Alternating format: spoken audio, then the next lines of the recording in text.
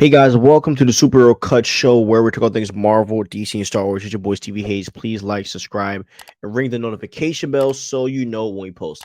So today we are going to be talking about Loki episode 5 because it is obviously just ended and it was a really important episode and I want to talk about it because obviously last week it ended with a big bang, obviously. So I wanted to go into what happened, explain what I believe the ending is, and give you some timetables of what I think the future is going to look like for Loki about where this show is going to end next week. So first off, I love this episode. I think it was a great episode, but we did see something very interesting in this episode, right? So we saw that the idea of time slipping in the early episodes of Loki.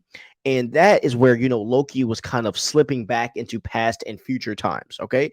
And at the end of the episode, we now see that Loki is able to control his time slipping, which means he can go backwards and forwards into time all he wants. Now, just to make sure you guys remember, right? The main issue is that the time loom, and the time loom is the thing that keeps all of the timelines controlled and in balance. It is losing control due to too many timelines being created. Okay. That is why they're always pruning timelines. So I believe that Loki is going to keep doing things. He's going to keep going back in time over and over and over to fix the time loom and make it big enough to where it can hold all of the multiversal timelines. So that will kill the idea of pruning because that is the whole thing, right? A lot of the TVA agents, even Mobius, they were like, yo, like, there's another timeline where I have a whole other life. Like, I don't want to destroy it. So that, takes away that idea. And I believe to find that out, they will have to either go back, or Loki will have to either go back further in time, either to talk or to spy on He Who Remains to get the secret to expanding the time loom. Because I do think it's going to take them multiple times, which he's going to be using his time slipping just to keep going back in time over and over and over again until they get it right. Now, first off, this is big because Loki is able to travel wherever he wants in theory. So technically, and if I'm correct, Loki, he's basically a temp pad. He doesn't need a temp package. He can go wherever he wants. Now, we do not know the limitations of his control time slipping. Some are saying that Loki can only time slip back to the times that he lived, and that was to kind of combat the idea of a lot of theories that I've been kind of reading is that Loki's going to go back in time to when the TVA was first created to change it. I don't really think he would do that.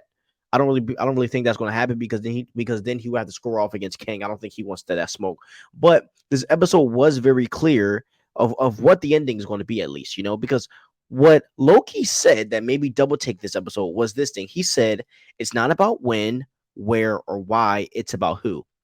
Now, a lot of you might not have caught that, but it threw me for a loop because Loki is the who, right? In the first season of Loki, he said, that he has a glorious purpose, and this is the glorious purpose of Loki. He is meant to rule the TVA. Now, this is a really big deal because with Loki allowing more Earths to be created, he obviously knows that the multiversal war is going to go on because that is why Kang only had a certain amount of timelines, or he really had one timeline, because he knew that if he allowed multiple to branch off, then that would, start the idea of multiple, Kangs and the multiversal war and all that jazz. So I believe that instead of doing He Who Remains way, which is pruning all of the timelines, this is going to go right into Deadpool, where Loki is going to be sending the TVA to recruit a bunch of heroes from these Earths and create a multiversal Avengers team to square off against Kang when the multiversal war comes. So that is kind of where I'm leaning toward, and that can take us, as I said, right into Deadpool 3. And with the Marvels ending being a potential X-Men character being it, it's another way that you can connect all of these projects together. So I think this is a perfect setup, not number one, but I also think that this is a great place to put Loki in, to where I think his reunion with Thor is going to be very, very interesting. If we find out that this dude is literally running the TVA.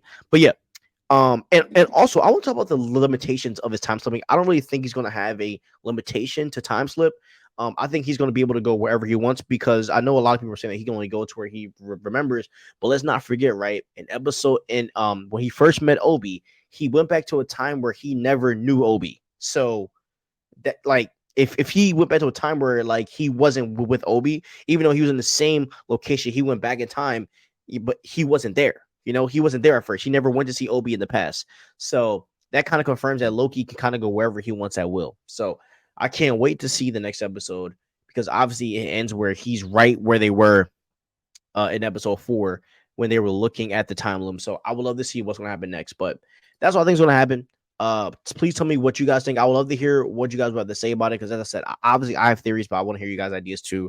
So thank you. Please like, subscribe, and ring the notification bell so you know when we post. I love you guys. Have a wonderful day. Peace out.